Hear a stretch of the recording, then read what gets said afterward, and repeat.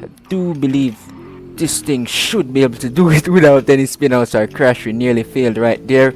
Spin out I'm referring to. We're going in a bit hot here, but I have confidence in this thing. Look at that. We nearly spin out again.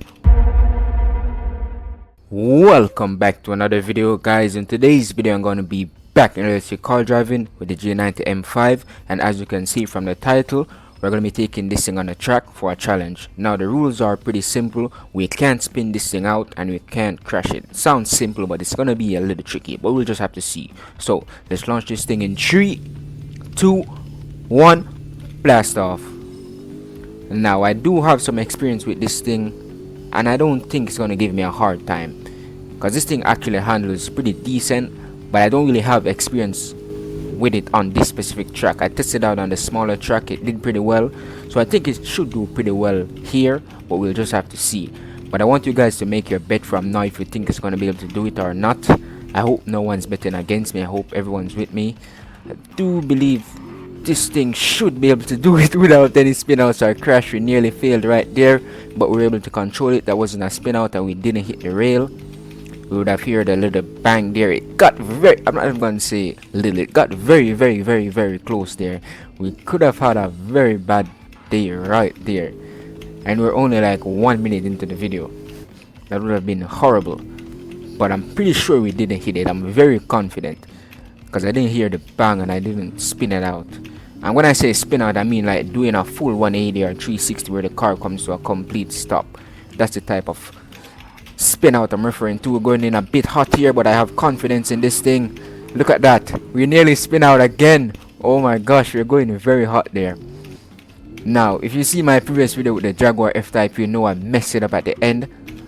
I'm not trying to have that thing repeated because I don't want the G90 M5 to fail either. I didn't want the Jaguar to fail, but unfortunately we couldn't catch it back. But this thing I'm feeling confident I should be able to catch it back, even if it starts to act crazy on me like it's doing on few of these turns already. But so far it's going very crazy. I mean, as you can see, we almost spin out twice already. I'm not gonna have it happen anymore. I mean, we're going a bit hot into some of those turns. I mean, like if you're looking at the turn coming up and you can like see how fast you're going, you know if you're going in too hot or too slow, but you don't want to jam on the brakes too sudden, because that's what I think messed me up with the Jaguar as well. I jam on the brakes on the worst possible part of the map. I'm not trying to have that happen again, and I do kind of remember the exact part of the map that it did happen. If you saw the video, you know what I'm talking about. If you didn't, I recommend you checking it out, but I'm not trying to have any more videos like that. But so far this thing is doing well, despite the two little spin outs we nearly had and the crashes as well. I mean, we've been pretty close to the rail 2 or more times now.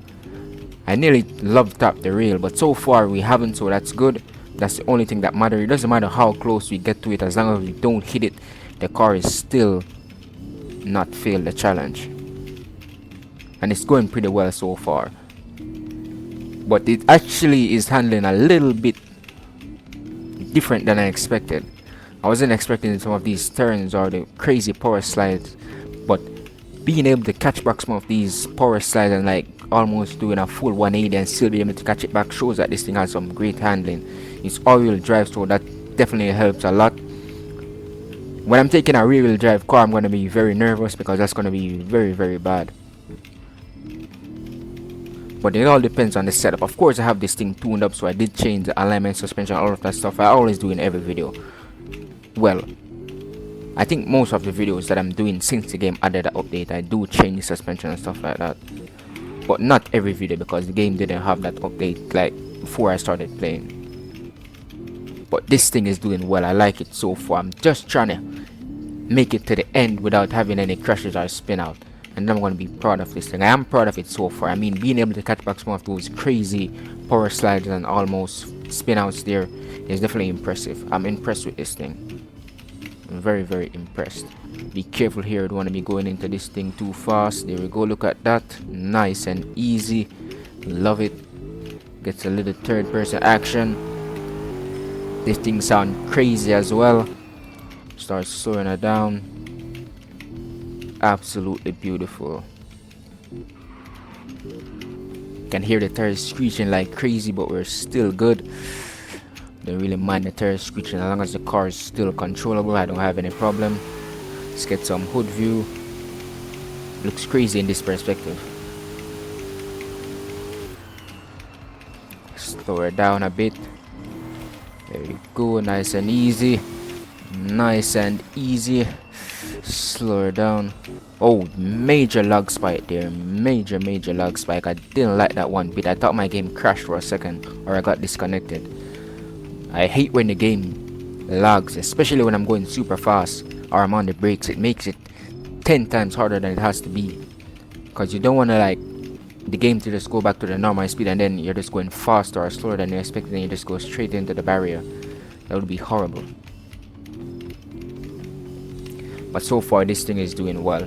I like it, except for the little lag spike there. That lag spike really making me a bit nervous that the game gonna start lagging again. I'm gonna be very upset if the lag caused me to crash, because I'm pretty sure I'm about halfway through the track.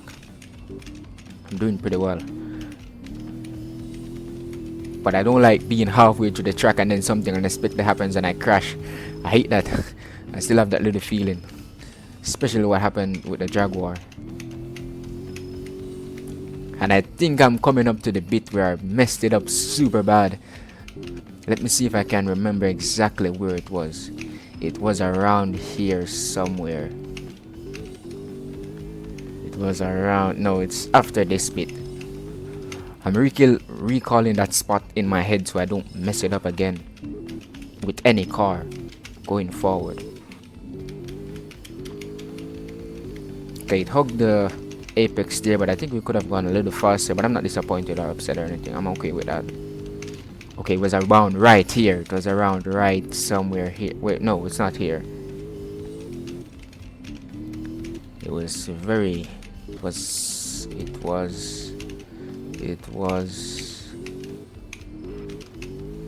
not here. Or I think we passed the spot already. I think we passed it. I think it was where I said it was at first. I know there's a little up.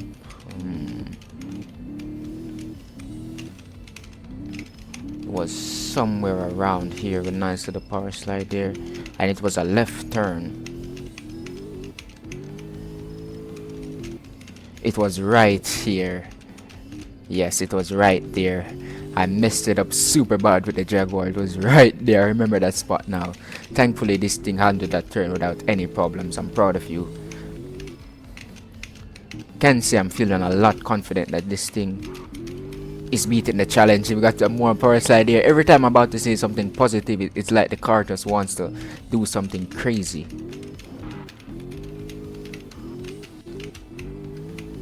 But so far it's doing super well. I love it. Love it, love it, love it. Or maybe it could have been right there. It's one of those spots. I know it because I know... Well, I mean, most of the track looks similar, so it's gonna tricky to pinpoint exactly. It could even be here. Oh my gosh. So much of this map looks the same now that I'm really focused on it. Usually I'm just like looking at the road. I'm not really looking at the grass and the rail and the barrel and stuff like that. But now that I'm actually... I almost hit the rail there. Got very close there again. But now that I'm actually looking at the details around the track, you can see that it's actually very similar. But I know that it was one of those spots. But I'm gonna have to be careful of those 3 spots, or every spot that I said it was.